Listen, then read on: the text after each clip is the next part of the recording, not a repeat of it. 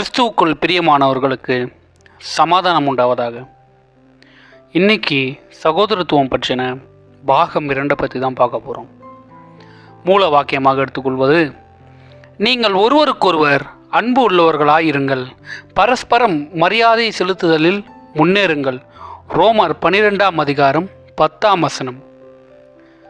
இந்த வசனம் நமக்கு என்ன சொல்லுது?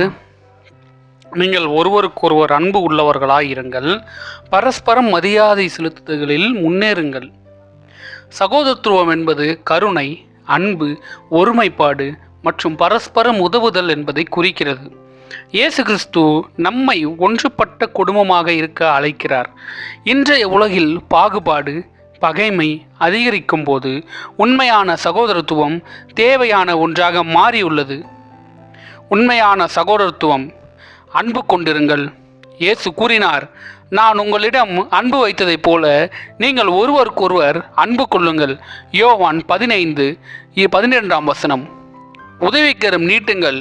நீங்கள் ஒருவருக்கொருவர் சுமைகளை ஏற்றுக்கொள்ளுங்கள். அப்படி என்றால் கிறிஸ்துவின் நீதி நிறைவேற்றுவீர்கள். கலாத்தியர் 6:2ஆம் வசனம். பெருமை கொள்ளாதீர்கள், தாழ்மையுடன் ஒருவரை ஒருவர் பிறரை காட்டிலும் உயர்ந்தவராக எண்ணுங்கள். பிலிப்பியர் 2ஆம் அதிகாரம் 3ஆம் வசனம். மன்னிக்கவும் சமாதானமாக இருங்கள், ஒருவருக்கொருவர் பொறுத்து கொண்டு மன்னிக்கிறபடி இருங்கள். எபேசியர் 4ஆம் அதிகாரம் 32ஆம் வசனம். நாம் சகோதரத்துவத்தில் வாழ நம்ம என்ன செய்யலாம்? தாழ்மையாக இருங்க. நம்மை விட பிறரை உயர்வாக காண்போம். கோபத்தை விடுங்க. சண்டைகள் குடும்பத்தையும் சமுதாயத்தையும் அழிக்கக்கூடியவை. உதவிக்கரம் நீட்டுங்க. ஒருவருக்கொருவர் உதவிக்கரம் நீட்டுவோம். கடவுளை நாடுங்கள். தேவன் நம்மை ஒன்றாக வைத்திருக்க வேண்டும் என்பதே அவரது நோக்கம். நாம் எல்லாரும் தன்னோட சுயமா, நான் தான் உயர்ந்தவன், நான் என்னோட குடும்பம் போதும், நாங்கள் நன்றாக இருந்தால் போதும்னு நினைக்காம ஒன்றுபட்ட குடும்பமாக இருந்தால் தான் நம்மளால் வெற்றி காண முடியும். உலகத்தில் ஒரு பழமொழி சொல்லுவாங்க, ஒற்றுமையே வெற்றி, ஒற்றுமையே வலிமை, யுனைட்டி இஸ் ஸ்ட்ரென்த். நம்ம தனியாக இருக்கும்போது ஒன்றும் நடக்காது.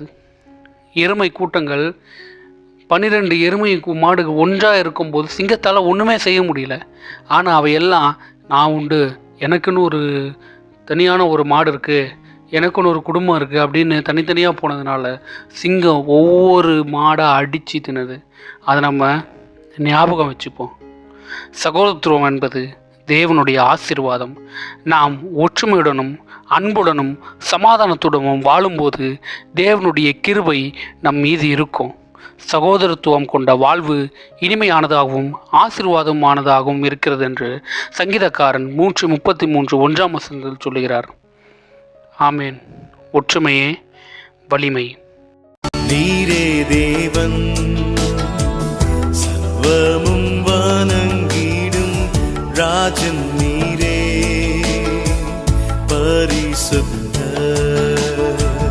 நீரே